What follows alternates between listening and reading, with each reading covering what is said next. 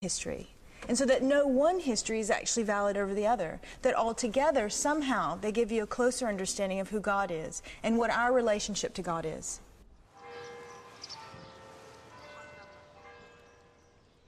What's absolutely clear is that the Bible is a big editing job.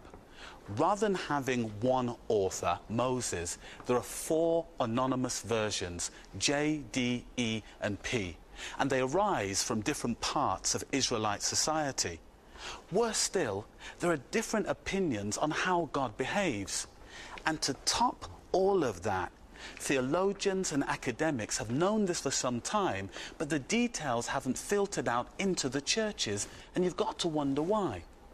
But what I want to know was who brought these 4 versions together, and more intriguingly, why?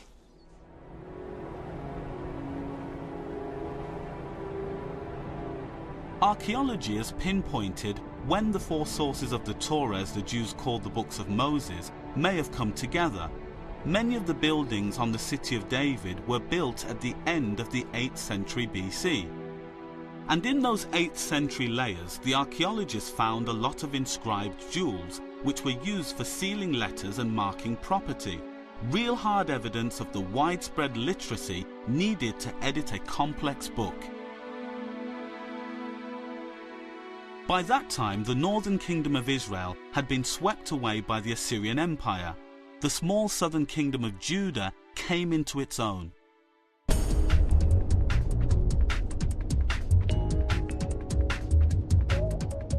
In Jerusalem, the capital, Yahweh was the chief god, but even according to the Bible, there were other religious cults.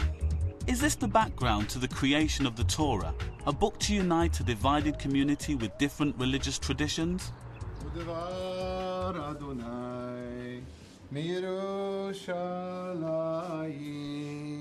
One of Israel's leading biblical experts is a member of this rundown synagogue in Tel Aviv.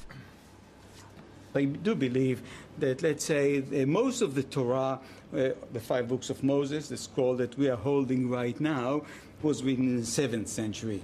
Major parts of it have been written earlier, but it reached a semi-final form in the 7th century BC.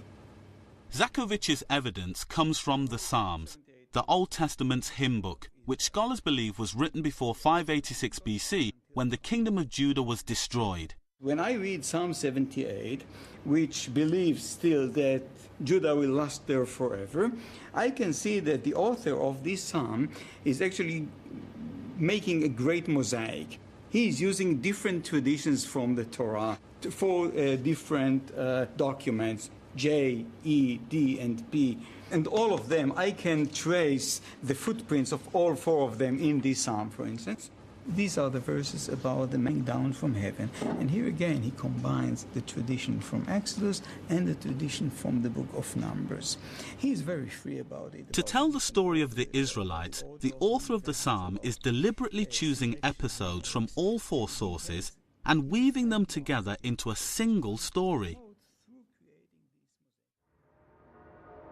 It's all coming together. Both the textual study and the archaeology point to a single date.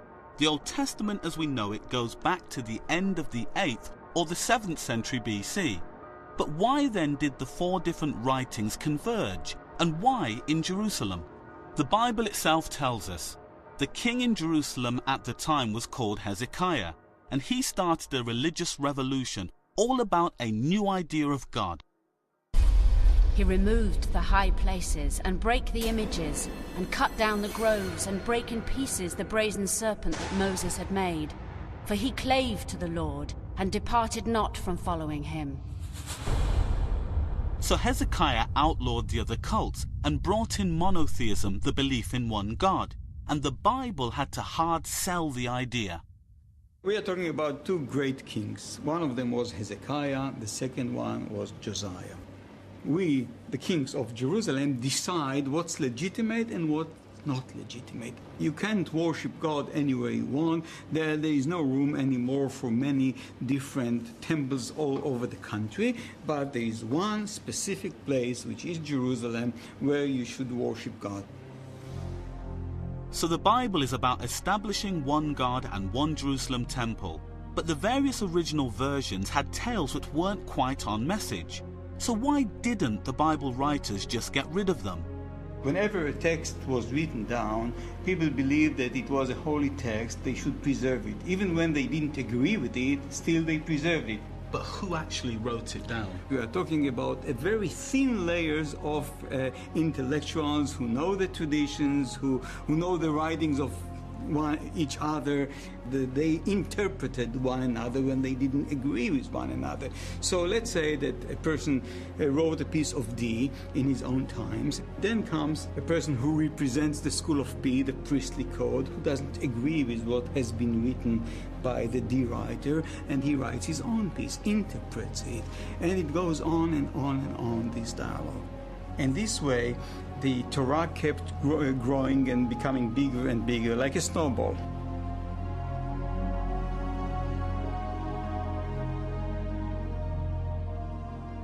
So it wasn't who wrote the Bible, but who rewrote the Bible. The 4 versions were being revised, edited, and updated to fit a particular theological and political point of view, the monotheism of Jerusalem. What I once thought was the Word of God was now beginning to sound like something out of Stalin's Russia. I want to know more about King Hezekiah, the man who turned the Bible into a party political manifesto for monotheism. He definitely knew something about spin.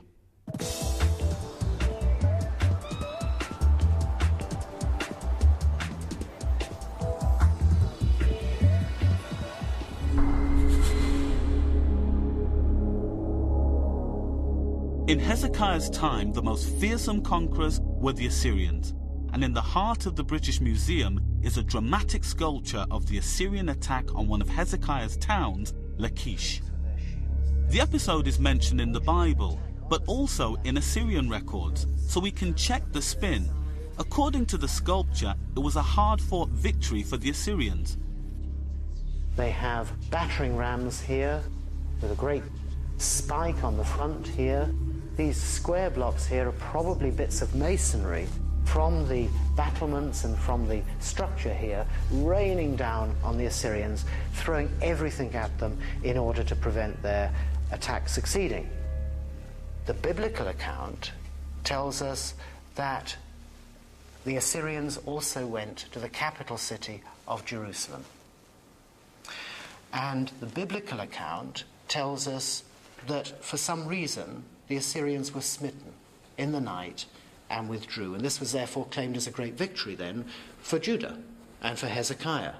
But the Assyrian textual account doesn't mention Jerusalem at all. What we do know from the Assyrian sources is that Hezekiah had to pay pretty hefty tribute in terms of precious vessels, gold and silver, to buy off or to buy himself a little bit more time. So in reality, it was only spared because they had to buy off the Assyrians, and that's not recorded in the biblical text. That's absolutely right. There are differences and there are issues of spin. And in one case, the Assyrians need it for their purposes. They are putting this all over their palace. They're not mentioning what happened to Jerusalem.